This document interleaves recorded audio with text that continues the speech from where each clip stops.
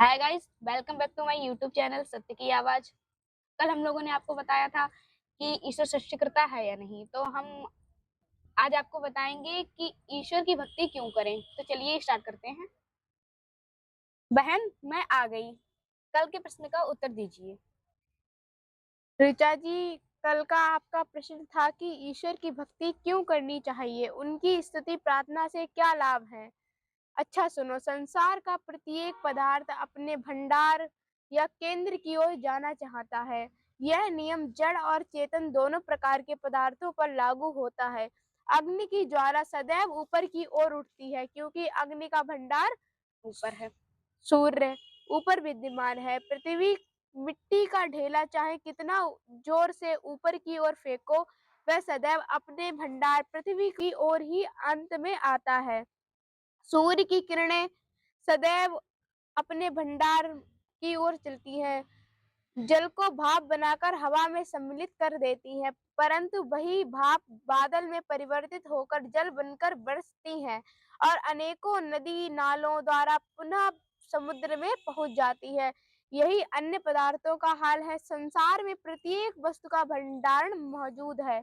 जल का भंडार सूर्य, समुद्र, अग्नि का भंडार सूर्य, वायु का भंडार वायु चक्र, मिट्टी का भंडार पृथ्वी, घटाकाश, महाकाश का भंडार बृहदाकाश।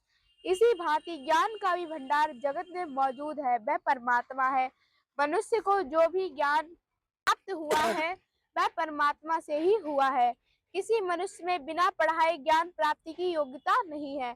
यदि मनुष्य में बिना पढ़ाई ज्ञान प्राप्ति की योग्यता होती तो स्कूल, कॉलेज, पाठशालाओं तथा विद्यालयों की आवश्यकता ही न थी और न पढ़ाने वालों की आवश्यकता थी।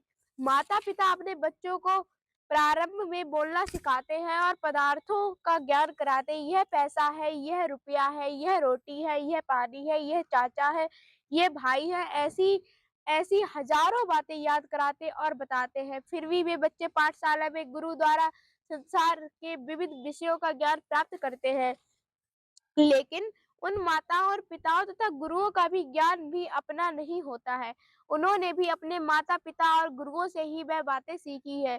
यदि इसी तरह हर एक व्यक्ति एक दूसरे से ज्ञान प्राप्त करता हुआ चला आया है, प्रश्न प्रश्न उत्पन्न होता है, जब सबने यह एक दूसरे से ज्ञान प्राप्त किया है तो सृष्टि के आदि के मनुष्यों ने किन माता पिता और गुरुओं से ज्ञान सीखा, क्योंकि उनसे पहले तो कोई था ही नहीं। उत्तर सही है। यह है कि उस समय उन्होंने परमात्मा से ज्ञान सीखा। यदि कहा जाए परमात्मा ने ज्ञान कैसे सिखाया, कैसे परमात्मा ने मनुष्यों को पढ़ाया जबकि उसके शरीर ही नहीं, उसका उत्तर यह है, ज्ञान देने और पढ़ाने में अंतर होता है। पढ़ाया जाता है शब्दों और के द्वारा और ज्ञान दिया जाता है आत्मा में। परमात्मा सर्वत्र व्यापक होने के कारण उन मनुष्यों में भी व्यापक होता है जिनको वह सृष्टि के आदि में बनाता है। अतएव अपनी ज्ञानमयी शक्ति से चार ऋषियों की आत्मा में ज्ञान का प्रकाश करता है, जिनसे अग्नि, वायु, आदित्य और ऋषियों की आत्मा में ज्ञान का प्रकाश करता है। अंगिरा नाम है। वे ऋषि शब्दों द्वारा संसार के अन्य मनुष्यों को फिरा पढ़ाते हैं और तब पढ़ने और पढ़ाने का क्रम चल पड़ता है। अगर परमात्मा सृष्टि के आदि में ऋषियों को ज्ञान ना देते तो पढ़ने वाले पढ़ाने की परंपरा चल ही नहीं सकती। ये इसमें से है कि मनुष्यों ने जो भी ज्ञान सीखा है वह परंपरा से सीखा है और ज्ञान का विकास किया है। वह परमात्मा की दी हुई बुद्धि से परमात्मा की बनाई हुई सृष्टि को देखकर किया है। मनुष्य ज्ञान का विकास तो कर सकता है परंतु ज्ञान प्राप्त नहीं कर सकता जब तक उसे ज्ञान प्राप्त ना कराया जाए। आदि सृष्टि में ऋषियों के हृदय में परमात्मा बीज रूप ज्ञान देता है। बाद में वृक्ष रूप विकास ऋषियों ऋषियों और बुद्धिमान मनुष्यों द्वारा होता है। यही सदा से नियम रहा है और रहेगा। हाँ, तो मैं यह कह रही थी कि जब संसार को प्रत्येक पदार्थ अपने भंडार की ओर जाना चाहता है और जाता है तो चेतन जीवात्मा की अल्पज्ञ अर्थात थोड़े ज्ञान वाला वह ज्ञान के भंडार चेतन परमात्मा की ओर जाना क्यों नहीं चाहेगा। जीवात्मा भी परमात्मा की ओर जाना चाहता है क्योंकि उसका विकास अर्थात उन्नति बिना परमात्मा के हो ही नहीं सकती। जड़ से चेतन का, चेतन से विकास होता है। संसार के किसी भी जड़ पदार्थ से चेतन जीवात्मा की उन्नति नहीं हो सकती है। हाँ, उस पदार्थों से जड़ शरीर की उन्नति अवश्य हो सकती है यदि वह उनका ज्ञान पूर्वक उपयोग करे। जीवात्मा अज्ञानतम वश संसार के पदार्थों में उन्नति की खोज करता है, परंतु उनसे उन्नति नहीं होती, इसलिए वह अशांत रहता है। संसार में जितना भी दुख है वह अज्ञानता के कारण है। पदार्थ की वास्तविकता का अगर जीवात्मा को पता हो तो उसे दुख ही नहीं हो सकता। दुख और बंधनों का आवरण जीवात्मा पर भी तभी तक है जब तक वह अविद्या को विद्या, असत्य को सत्य और जड़ को जड़, चेतन को चेतन समझ रहा है। ज्ञान का भंडार परमात्मा की ही सुखों का भंडार है। उसके अतिरिक्त सुख संसार के किसी भी पदार्थ में नहीं है।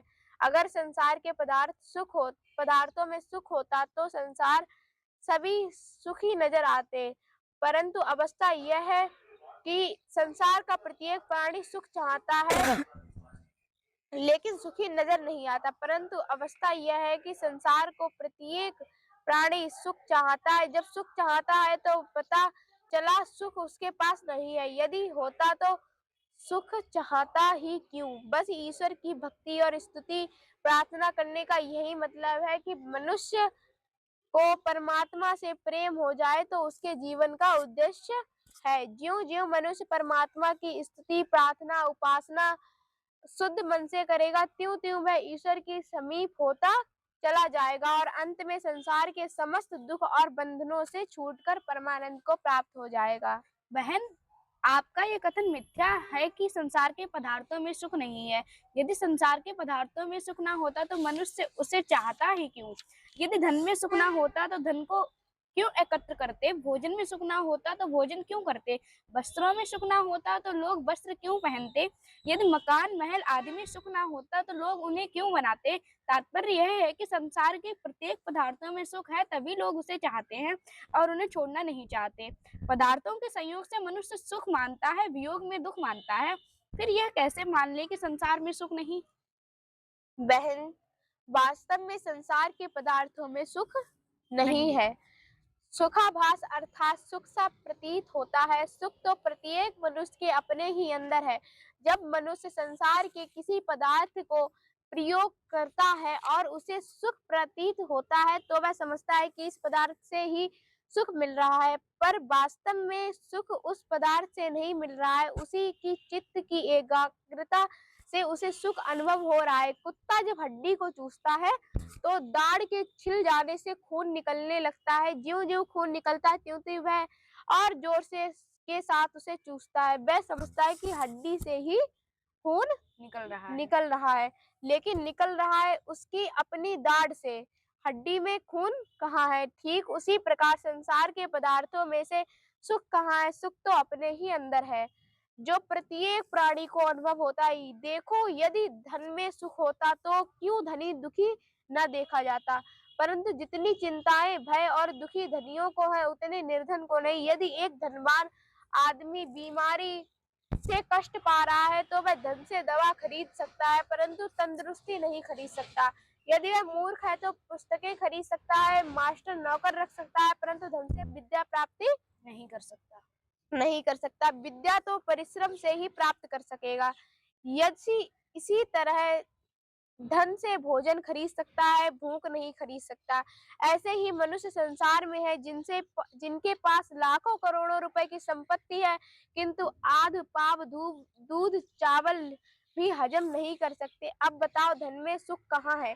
यदि भोजन में सुख माना जाए तो 4 रोटी खाने में जो सुख मिलता है 16 रोटी खाने में चौगुना सुख मिलना चाहिए, क्योंकि सुख जब रोटी का धर्म है तो रोटी की वृद्धि के साथ साथ सुख की मात्रा भी बढ़नी चाहिए। परंतु होता यह है कि भूख डॉक्टर या वैद्य की आवश्यकता पड़ने लगती है।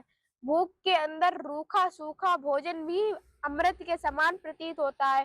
भूख ना होने पर अमृत में भी स्वाद नहीं आता। इसी तरह वस्त्रों को ले लो। यदि वस्त्रों में सुख माना जाए तो जाड़े में ऊन और रुई के मोटे मोटे वस्त्र भी सुखदायक प्रतीत होते हैं।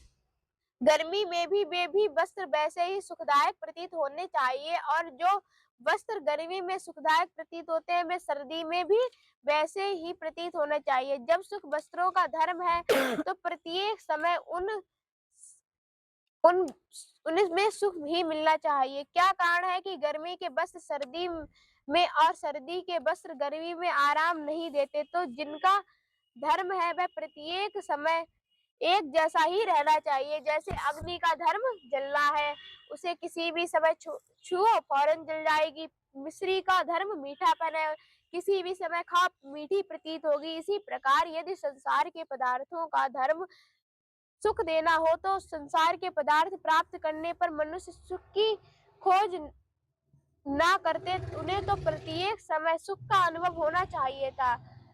भले बताओ तो सही, एक मनुष्य जिसे 105 डिग्री का बुखार चढ़ा हुआ है, उसे रेशम की डोरी से बने हुए मखमल बिछे हुए सोने के पलंग पर लिटा देने से उसके दुख में कोई कमी हो सकेगी? बताओ। नहीं। इसीलिए मैं कहता हूँ सुख संसार के पदार्थों में नहीं, सुख का भंडार केवल परमात्मा ही है। यदि संसार के पदार्थों में सुख नहीं, अपने अंदर लड्डू जलेबी खाने पर आनंद क्यों आता है? मिट्टी खाने से क्यों नहीं आता? रोटी खाने में आनंद क्यों आता है? पत्थर खाने से क्यों नहीं आता? क्या कारण है कि मिश्री खाने से आनंद आता है, घास खाने से नहीं? क्या कारण है कि किसी सुंदर दृश्य को देखने से आनंद आता है, शमशान देखने से नहीं? लड्डू जलेबी मिश्री आदि जितने भी खाने योग्य पदार्थ है, उन्हें खाने पर उन्हीं के गुणों का अनुभव होता है, आनंद का नहीं। जैसे मिश्री खाई तो मिठास मालूम दी और मिर्च खाई तो कड़वापन मालूम हुआ। मैं मनुष्य की चित्त को एकाग्रता हो गई, उसमें उसे आनंद समझ लिया। यदि मिश्री में आनंद होता तो ज्वर की अवस्था में आनंद देती, परंतु ज्वर की अवस्था में मिश्री बेस्वाद प्रतीत होती है। इसी प्रकार मिर्च खाने का जिसे अभ्यास नहीं है, उसे मिर्च जहर के समान लगती है। यही अवस्था संसार के अन्य पदार्थों की है।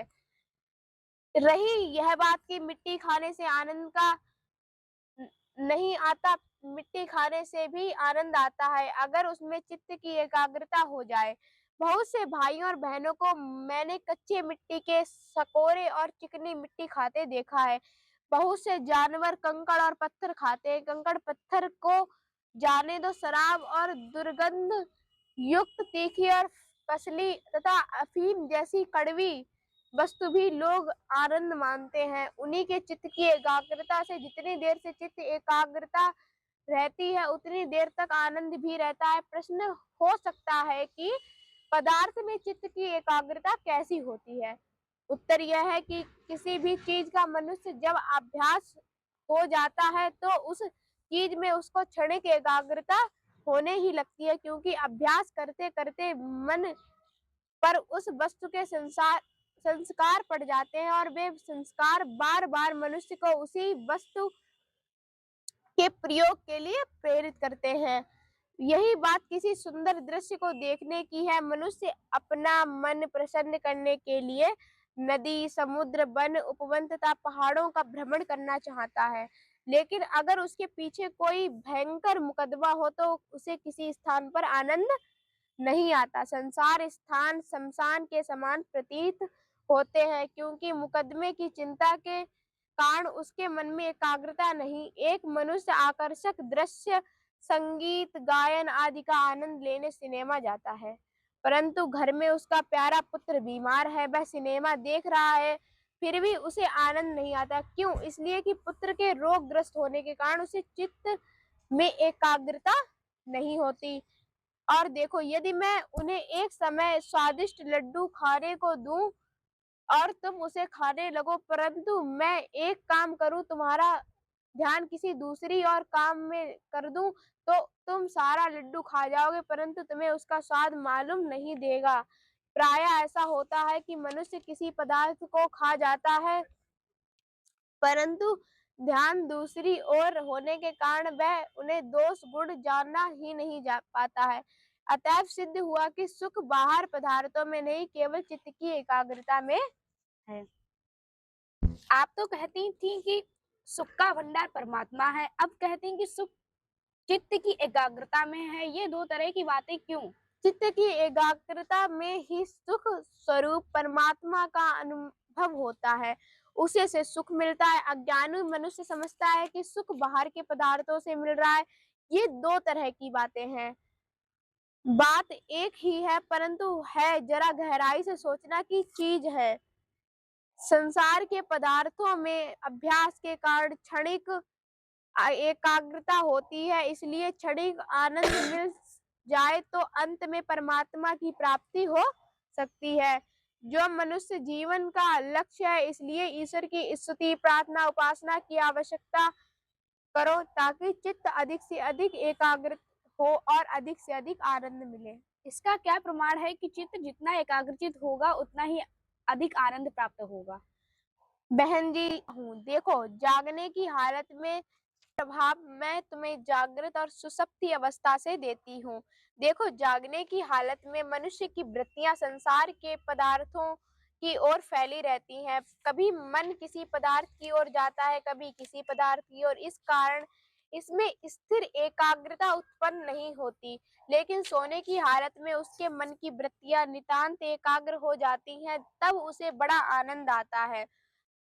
प्रातः काल उठकर कहता है, मैं बड़े सुख से सोया, बड़ी नींद आई। उसे सोने से जो आनंद मिला वह चित्त की एकाग्रता के कारण मिला, क्योंकि आत्मा का प्रकृति के पदार्थों से संबंध छूट जाने के कारण परमात्मा से संबंध हो गया।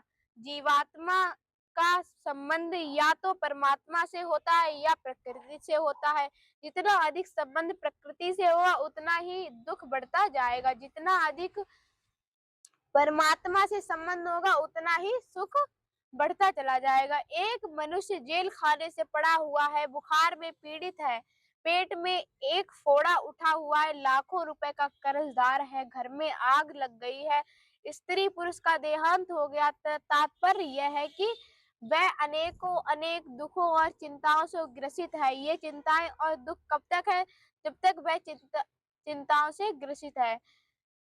परंतु यदि वह किसी प्रकार से सो जाता है तो उसके सारे दुख और चिंताएं छूट जाती हैं। उस समय जो आनंद एक राजा सारे दुख सा है वही उसे आता है। मनुष्य ही नहीं, सुषुप्ति अवस्था में प्रत्येक प्राणी को आनंद आता है, क्योंकि उस समय मन की वृत्तियां फैली हुई नहीं होती। यह स्थान पर एक एकत्रित होते हैं। चित्त की वृत्तियों की एकाग्रता का नाम ही योग अर्थात परमात्मा से मेल है। सुषुप्ति अवस्था में तो जीवात्मा का बिना ज्ञान के ईश्वर से मेल होता है, परंतु स्तुति, प्रार्थना और उपासना द्वारा जब ज्ञान पूर्वक परमात्मा से मेल होता है तो उसको आत्मिक उन्नति कहा जाता है, और उस उन्नति समाधि द्वारा पराकाष्ठा पर पहुंचकर जीवात्मा को परमात्मा में तन्मय कर देती है। जीवन का उद्देश्य यही है। स्तुति, प्रार्थना, उपासना किसे कहते हैं? श्रद्धा पूर्वक ईश्वर के गुणों का वर्णन करना। स्तुति उन्हें गुणों को, अपने दोषों को सुधारने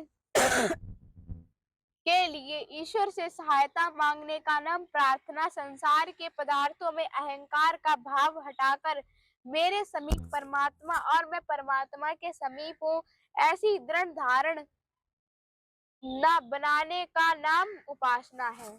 बहन, आप ईश्वर को शरीर से रहित मानती हैं, परंतु संसार के बहुत से लोग ईश्वर को शरीरधार मानते हैं और उसकी भक्ति करते हैं। मैं पूछती हूँ, यदि ईश्वर को शरीरधारी अथवा साकार माना जाए तो उसमें क्या दोष है? ऋचा बहन जी, अब इस प्रश्न का उत्तर हम अगली वीडियो में देंगे। तब तक के लिए